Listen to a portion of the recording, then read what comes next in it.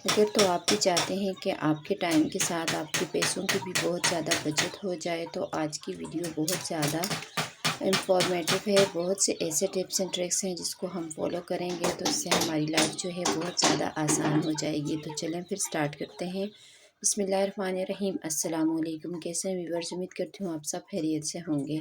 चलिए आज की टिप नंबर 1 की तरफ चलते हैं। तो यहाँ पर मैंने ले लिए हैं 2 अदद टमाटर।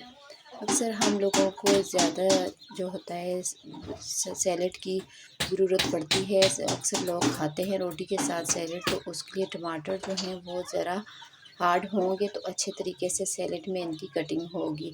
तो अगर आपके टमाटर भी बहुत ज़्यादा सॉफ्ट पड़ गए तो आपने क्या करना है, सही चिल आपने पानी लेना है। अगर पानी ठंडा नहीं है तो आपने इसमें आइस क्यूब डालकर आपने छोड़ देने हैं। तो 5 से 10 मिनट आपने छोड़ना है। आइस क्यूब जो हैं वो अच्छे तरीके से इसमें पिघल जाएंगे तो फिर उसके बाद आपने इन टमाटर्स को कट करेंगे ना तो बहुत आराम के साथ ये स्लाइस में कट हो जाएंगे।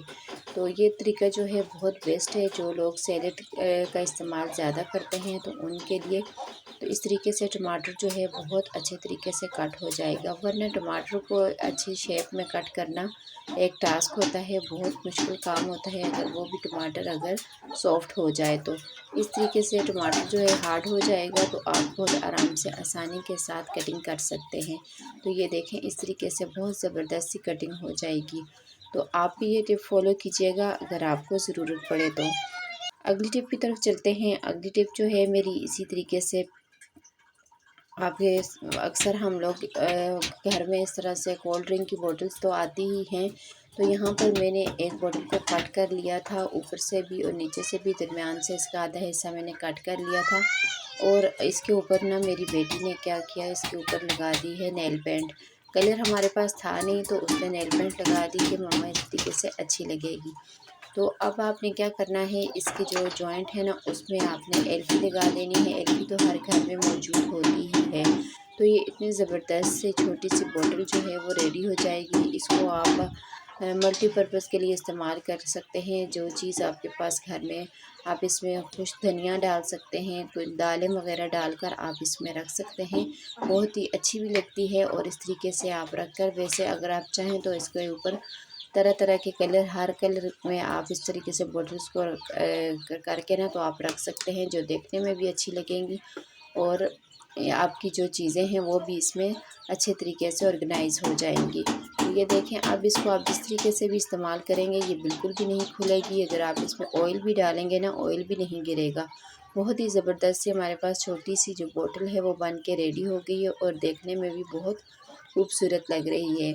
चलें जी अगली टिप की तरफ चलते हैं। अगली टिप जो है मेरी, इसी तरीके से हमारे नेल्स जो हैं बहुत ज़्यादा पतले हो जाते हैं और ये हम कोई काम कर रहे होते हैं ना तो ये टूटते हैं।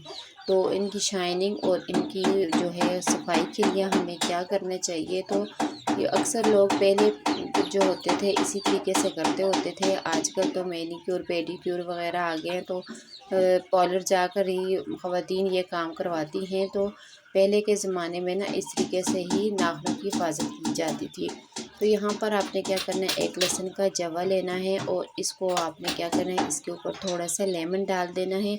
लेमन है तो डाल दें, नहीं है तो इसके बगैर भी ये बहुत अच्छा इसका रिज़ल्ट होगा। इससे आपको क्या होगा, नाखूनों की अच्छी तरीके से सफाई भी होगी, आपके नाखून में शाइनिंग भी आएगी। और अगर आपके नाखून जो हैं बार बार टूट रहे होते हैं ना, अगर आप नेल्स बड़े भी कर रहे होते हैं तो अगर नाखून टूट रहे होते हैं तो उसका भी ये हाल होगा कि उससे आपके नाखून भी नहीं टूटेंगे। बहुत ही ज़बरदस्त लेसन जो है वो वर्क करता है। तो इस तरीके को आपने ज़रूर ट्राई करना है और मुझे कमेंट बॉक्स में ज़रूर बताना है कि आपको ये टिप कैसी लगी। दोनों ने हाथों के आपने नेल्स को इस तरीके से, जब भी आप जो है लहसुन छीलें ना तो आप एक लहसुन का जवा लेकर इस तरीके से आप अपने नेल्स के ऊपर अच्छे तरीके से रब कीजिएगा तो आपके नेल जो हैं वो बिल्कुल भी नहीं टूटेंगे और अच्छे तरीके से इनकी शाइनिंग भी होगी और ये साफ़ भी हो जाएंगे।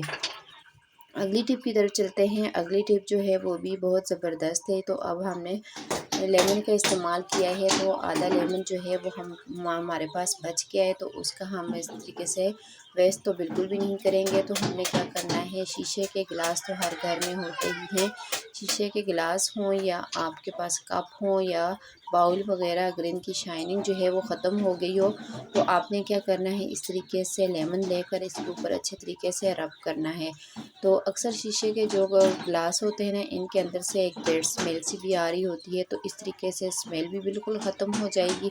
इसमें बहुत ही प्यारी सी खुशबू आने लग जाएगी और इसकी चमक भी बहुत ज़बरदस्त हो जाएगी। तो इस तरीके को आपने ज़रूर ट्राई करना है। तो बहुत ही बेस्ट तरीका है। तो इस तरीके से आपके गिलास में बहुत अच्छी अच्छी खुशबू आने लग जाएगी।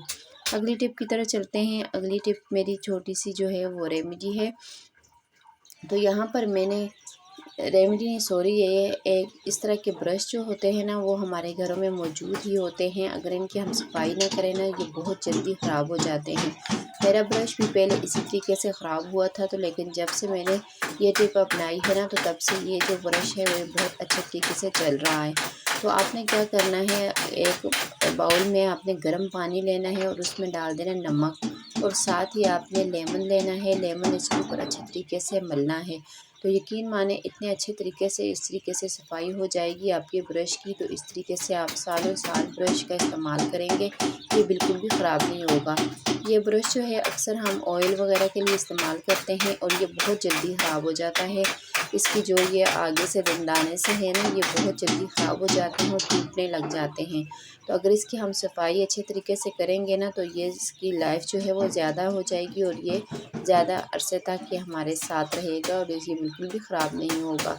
तो यहाँ पर ये देखें बहुत अच्छे तरीके से इसकी सफाई हो गई है। अगर आप हो सके तो इसकी इसी पानी में डिप करके 10 से 15 मिनट तक आपने छोड़ देना है, नहीं तो फिर भी ये अच्छे तरीके से इसकी सफाई हो जाएगी। इसका जो चिपचिपापन है वो सारा ख़त्म हो जाएगा।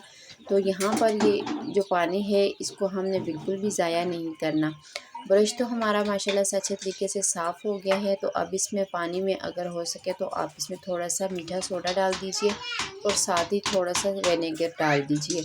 तो अब ये हमारे पास बहुत ज़बरदस्त सा सॉल्यूशन बन के रेडी हो गया है। तो अक्सर हमारे स्लैब जो होती है वो बहुत ज़्यादा ऑयली ऑयली हो जाती है। तो आपने क्या करना है, या कीड़े मकोड़े आ रहे होते हैं आजकल, तो गर्मी में बहुत ज़्यादा चुनटियाँ जो होती हैं वो भी आ जाती हैं। तो आपने इस तरीके से अपने काउंटर पर या टाइल्स पर आपने अच्छे तरीके से स्प्रे वाली बोतल में डालकर स्प्रे कर दीजिएगा।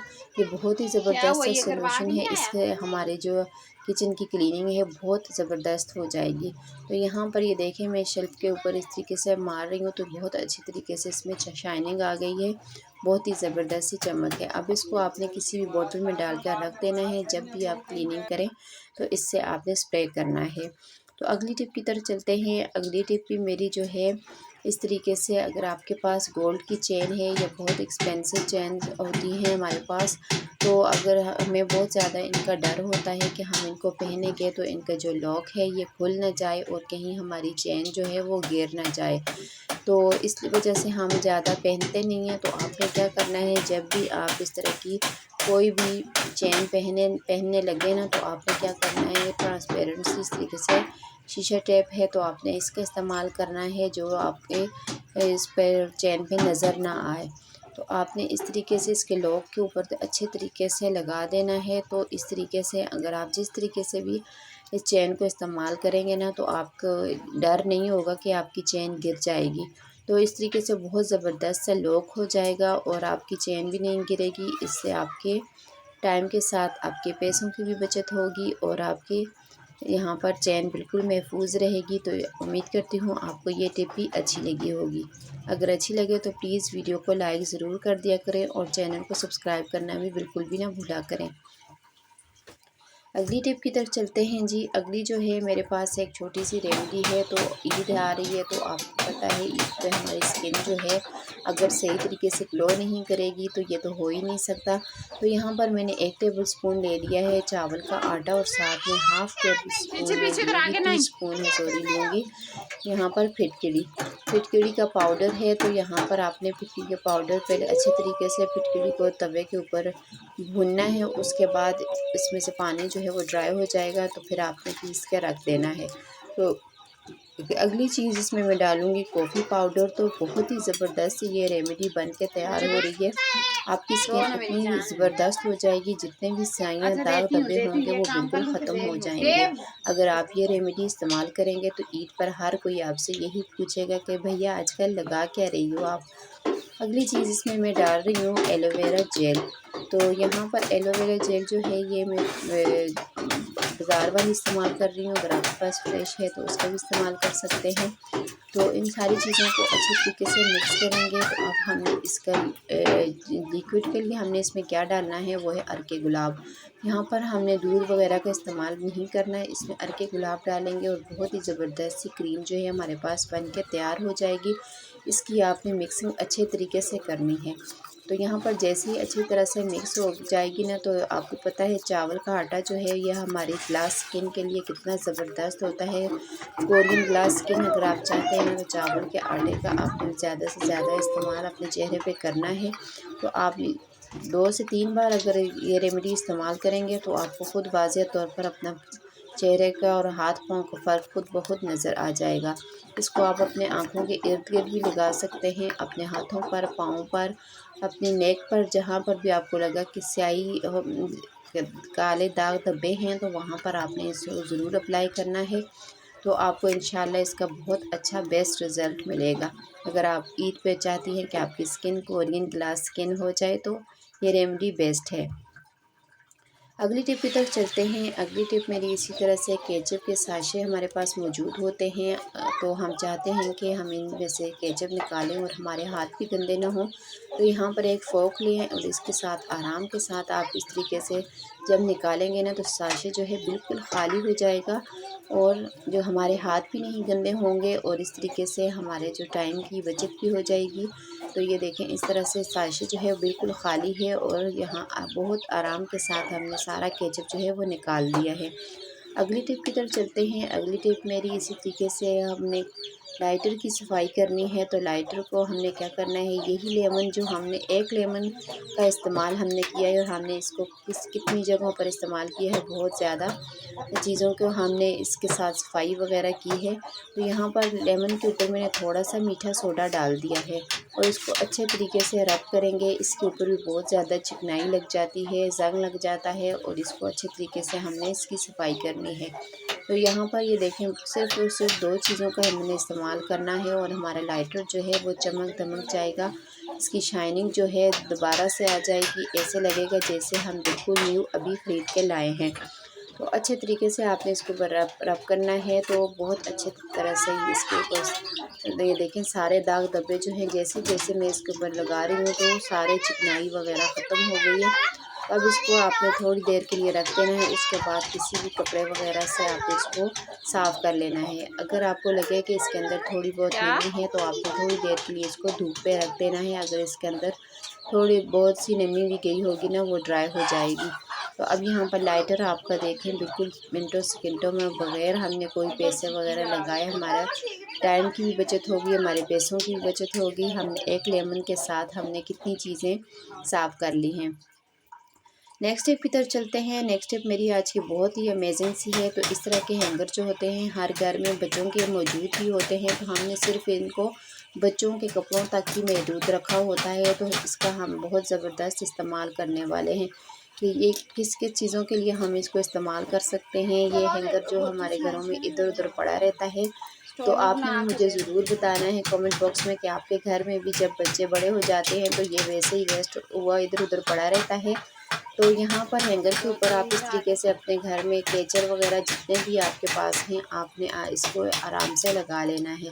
तो यहाँ पर आप सोच रहे होंगे मेरे पास इतने केचर मैंने जमा क्यों है, लेकिन मुझे इन चीज़ों का बहुत ज़्यादा ज्वेलरी का क्रॉकरी का मुझे बहुत ज़्यादा शौक़ है। तो ये देखें इस तरीके से मैंने अच्छे तरीके से इसको लगाकर आप इसको कहीं भी हैंग कर दीजिएगा। तो आपके केचर जो हैं वो टूटेंगे भी नहीं और जब भी आपको चाहिए होंगे ना आपको आराम के साथ मिल जाएंगे। तो आगे भी आपके साथ इसका और टिप भी शेयर करूँगी। तो यहाँ पर वीडियो ख़त्म नहीं हुई, लेकिन आपने अगला काम क्या करना है, इसको आपने हम बाज़ार जाते हैं, बाज़ार से हम इतने महंगे महंगे स्टॉलर के हम इस तरीके से होल्डर लेकर आते हैं। तो आपने क्या करना है, इसके ऊपर आपने बहुत आराम के साथ, बहुत आसानी के साथ आपके दुपट्टे जो हैं बहुत ज़्यादा इसमें हैंग हो जाएंगे। यहाँ पर मैं आपको 2 ही लगा के दिखा रही हूँ, लेकिन जितने भी आपके पास है ना, इसके ऊपर बहुत ज़्यादा आएंगे। आप इस तरीके से लगाकर अपनी अलमारी में लगा दें और आपके स्टॉलर जो हैं वो आराम से सेफ हो जाएंगे। अगर आज की वीडियो में आपको कोई सी भी टिप अच्छी लगी हो तो प्लीज़ मेरी वीडियो को लाइक और चैनल को ज़्यादा से ज़्यादा चैनल को सब्सक्राइब करना और वीडियो को ज़्यादा से ज़्यादा शेयर किया करें। आपका बहुत बहुत शुक्रिया। जो लोग मुझे सपोर्ट करते हैं आपका बहुत शुक्रिया। फ़ी अमान अल्लाह। अल्लाह हाफिज़।